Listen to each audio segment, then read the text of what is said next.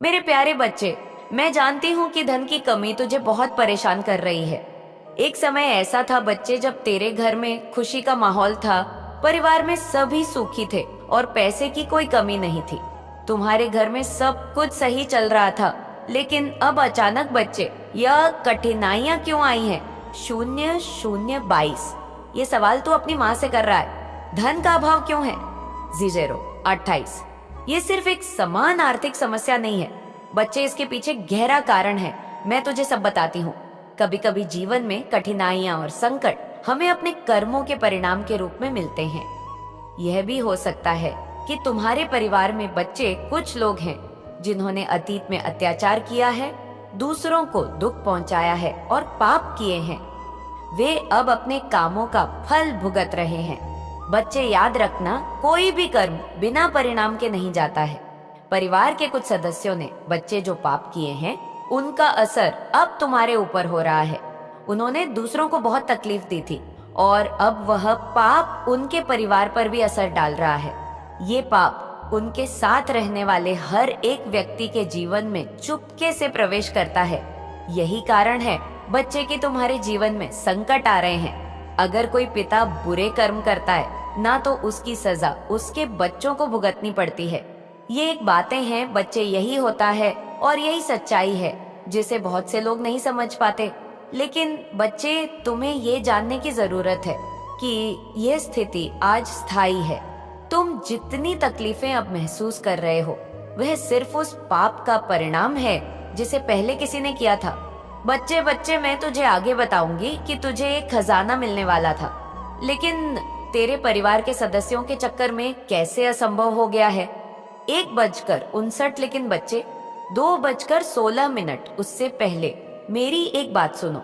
कभी कभी हमारे पूर्वज, हमारे परिवार के लोग अपने कामों से हमें ऐसे संकटों में डाल देते हैं जिनका सामना हमें करना पड़ता है। लेकिन बच्चे, यह भी एक समझने योग्य बात है कि हम सिर्फ अपने कामों से ही अपनी जिंदगी को आकार देते हैं। यह दुख का पहाड़ जो तुझे अब दिख रहा है ना, ये हमेशा के लिए नहीं रहेगा। तेरे साथ ये जो हो रहा है, ये केवल एक समय की बात है। इस बात को गहराई से समझ बच्ची, और अपनी माँ पर विश्वास रख। जैसे तू किसी को दुख देता है, वैसे ही तुझे भी दुख मिलेगा, और जैसे तू अच्छे कर्म करता है, वैसे ही तुझे अच्छे परिणाम मिलेंगे। ये एक प्रकृति का नियम है बच्चे, और इसको मानना होगा, जिसे बहुत से लोग बच्चे लॉ ऑफ अट्रैक्शन भी कहते हैं। मेरे प्यारे बच्चे, अब मैं तुझे वह समझती हूँ जिससे तुझे इन परेशानियों का सामना करना पड़ रहा है। जो तेरे अंदर प्रश्न है, उन सब का जवाब आज मैं तुझे देने वाली हूँ। मेरे प्यारे बच्चे, बहुत समय पहले की बात है जब तेरे परिवार का जीवन सरल और सुखमय था। घर में खुशियों का माहौल था और सब मिलजुल कर रहते थे। लेकिन मैं तुझे एक ऐसी कहानी बताने जा रही हूँ बच्चे, जो तेरे परिवार के इतिहास से जुड़ी हुई है और जिससे तेरे जीवन में आई समस्याओं के कारणों का पता चलता है। ये एक सच्ची घटना बच्चे, जो तेरे परिवार के पूर्वजों और एक खजाने से जुड़ी हुई है। 3:58 हाँ बच्चे, जिस चीज की मैं बात कर रही थी वह मैं तुझे बताने जा रही हूँ। तेरे घर में एक देवस्थान था बच्चे, जहाँ हर महत्वपूर्ण मौके पर तुम्हारे परिवार के लोग जाया करते थे। मेरे बच्चे, शादी त्योहार हो या कोई अच्छा काम होने पर भी यह स्थान तेरे घर में हो सकता है या तेरे गांव में भी हो सकता है बच्चे। लेकिन मैं देख पा रही हूँ बच्चे अपनी दिव्य दृष्टि से कि ये स्थान खेत में स्थित है, और अभी भी तुम वहां पर जाया करते हो, लेकिन बहुत ही कम कर दिया है जाना। और इस स्थान का विशेष महत्व है बच्चे, और पहले भी बहुत था ये देवस्थान। एक, हाँ बच्चे, केवल एक पूजा स्थान नहीं था, बल्कि यहाँ एक खजाना भी था जो बहुत पुराना था बच्चे। ये खजाना तुम्हारे परिवार के पूर्वजों से जुड़ा हुआ था। जब भी कोई अच्छा कार्य होता है तो उस स्थान पर जाकर लोग आशीर्वाद प्राप्त करते हैं। यह खजाना तुझे और तेरे परिवार को समृद्धि देने के लिए था। लेकिन बच्चे, समय ने कुछ ऐसा मोड़ लिया कि इस खजाने को लेकर झगड़े होने लगे। हाँ बच्चे, तेरे परिवार में भी इसको लेकर चर्चाएं होती हैं, और कई लोग जो बूढ़े हैं, बुजुर्ग हैं, वो सदस्य ऐसा कहते हैं कि अभी भी वहाँ पर खजाना है और उसकी रक्षा कौन कर रहा है, ये मैं तुझे बताती हूँ। लेकिन मेरे बच्चे, उससे पहले मैं तुझे बताती हूँ कि इन समस्याओं की जड़ क्या है। 4 मिनट 58 मेरे बच्चे, ये 5 लोग घर के जो सदस्य थे वो उस खजाने को लूटने के लिए गए, उसकी कोशिश करने के लिए गए। यह खजाना तुम्हारे ही पूर्वजों का था बच्चे, और उसे लूटने की कोशिश करने वाले भी वही लोग थे। मेरे बच्चे, वो खजाना उनका ही था और उसे ही लूटने गए थे। लेकिन जो तुम्हारे परिवार से थे बच्चे, ये खजाना सिर्फ धन का नहीं था, बल्कि तुम्हारे पूर्वजों के आशीर्वाद और देवताओं की सुरक्षा का प्रतीक भी था। खजाना वहाँ गाड़ा हुआ था और इसकी रक्षा बच्चे स्वयं नाग देवता कर रहे थे। हाँ बच्चे, वही नाग देवता जो नाग देवता थे। मेरे बच्चे, वही तुम्हारे पूर्वज थे। जब ये लोग खजाना लूटने गए तो उन्होंने सोचा कि यह धन उनका है और उन्होंने जबरदस्ती उसे निकालने की कोशिश की। लेकिन वे नहीं जानते थे कि वह खजाना केवल उनका ही नहीं था, बल्कि देवता और उनके पूर्वजों का आशीर्वाद भी उस खजाने के साथ था।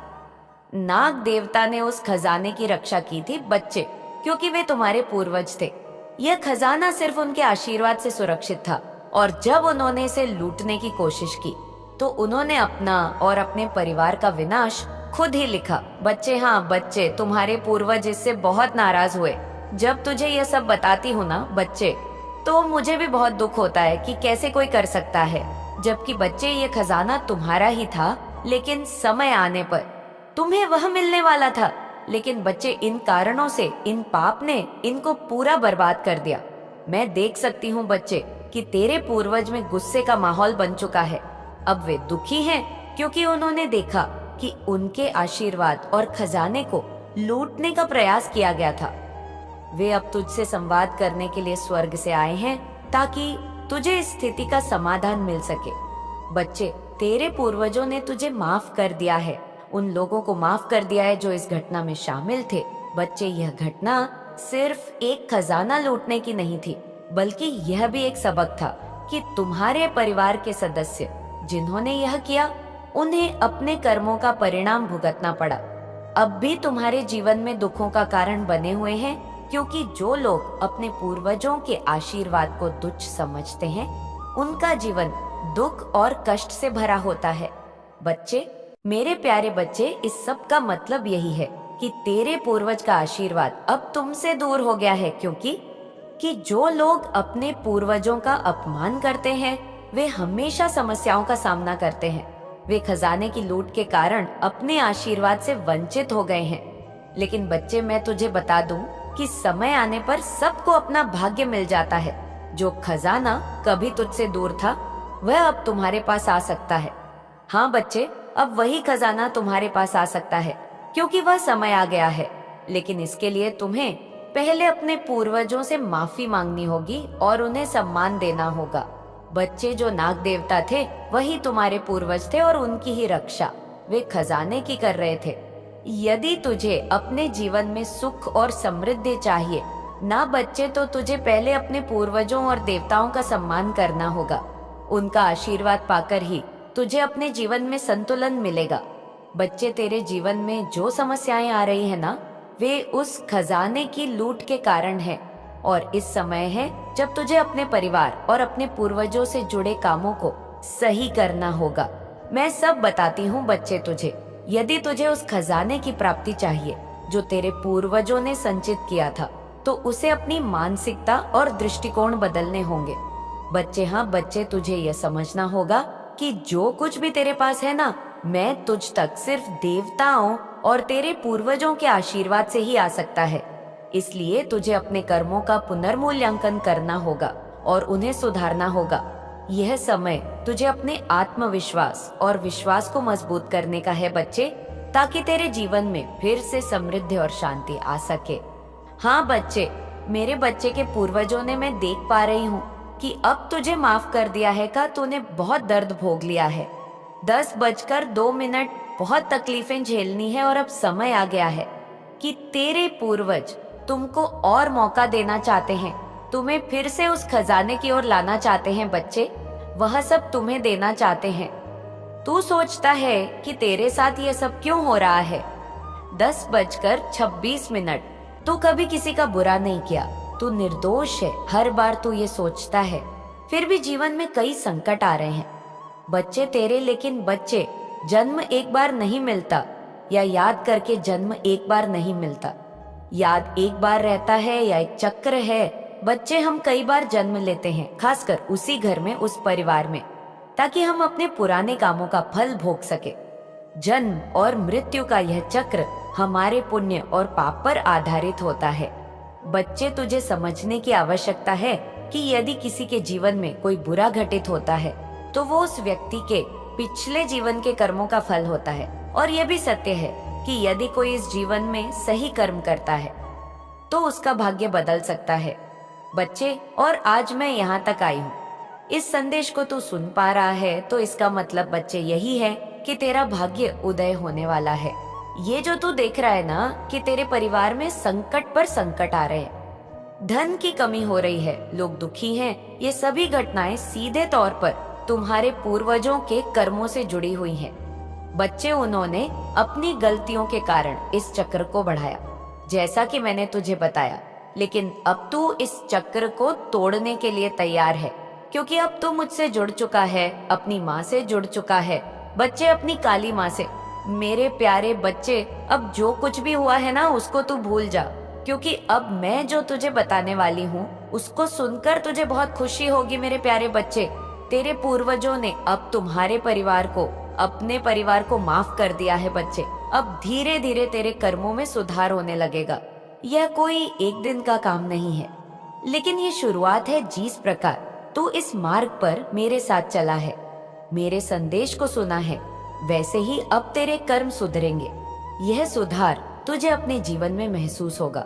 बच्चे, मुझे जानकर खुशी होती है कि तू अब मुझसे जुड़ चुका है अपनी काली माँ से, क्योंकि यही वह समय है जब तेरे कर्म सुधारने का अवसर मिला है। जब कोई आत्मा मेरी शरण में आती है तो उसका हर कर्म पुनः जन्म लेकर सही दिशा में जाता है। बच्चे, तू चिंता मत कर, क्योंकि अब मैं काली माँ स्वयं तेरे साथ हूँ और मैं तेरी रक्षा कर रही हूँ। बच्चे, कमेंट में लिख, अगर तुझे मेरा एहसास होता है। मुझसे बोल कि हाँ माँ, मुझे आपका एहसास है कि आप मेरे साथ हैं। मेरे बच्चे, तेरे जीवन में जो भी समस्या आए हैं अब धीरे धीरे समाप्त होने लगेंगी। ये तुझसे जुड़े हुए कर्मों की गहरी प्रक्रिया है और मैंने तुझे इस मार्ग पर चलने का आशीर्वाद दिया है। तू डर मत, क्योंकि मैं तेरे साथ हूँ।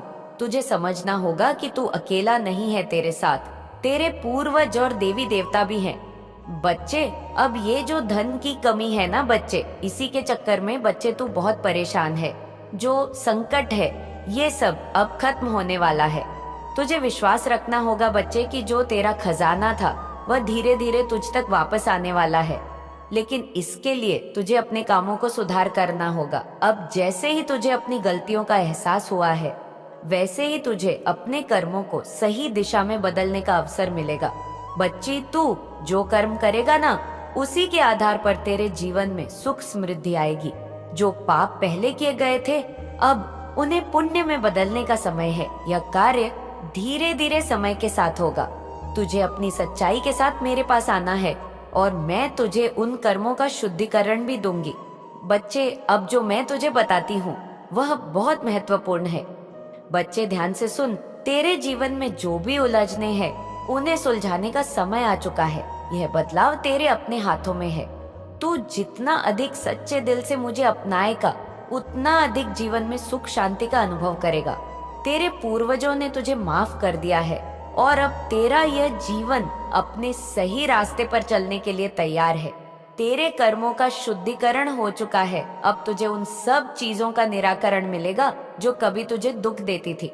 तू फिर से समृद्ध सुख और शांति को प्राप्त करेगा। बच्चे, यह समय है जब तुझे अपने जीवन में नई शुरुआत करनी है। तुझे डरने की आवश्यकता नहीं है, क्योंकि मैं हमेशा तेरे साथ हूँ। मेरे प्यारे बच्चे, तेरे अच्छे कर्मों से ही तेरा भविष्य उज्जवल होगा। अब तुझे में सब कुछ मिलने वाला है बच्चे, जिसका तूने सोचा था, जिसका तूने बड़ा सपना देखा था। जो एक बड़ा सपना बच्चे तू हर रोज देखता है अपने अंदर। लेकिन बच्चे, कर्म भी करना बहुत जरूरी है। मैंने रास्ता तुझे दिखा दिया है। अब तुझे कर्म करना है, उस रास्ते पर चलना है बच्चे। बाकी सब तू अपनी काली माँ पर छोड़ दे। मैं सब देख लूंगी बच्चे, मैं सब कुछ समझ लूंगी। तू बिल्कुल चिंता ना कर। जो जो परेशानियां परिवार में चल रही है, जो अनबरी चल रही है, उन सबको मिटा दूंगी। जो लोग पहले एक होकर रहा करते थे, जो अब दूर दूर भाग रहे हैं ना, बच्चे मैं सब एक कर दूंगी। और बच्चे अब तेरे जीवन में एक ऐसा समय भी आने वाला है। अगर आपको वीडियो पसंद आई हो तो वीडियो को लाइक और चैनल को सब्सक्राइब जरूर करें और कमेंट में अपने महान विचार जरूर बताएं। अपना और अपने परिवार का ध्यान रखें।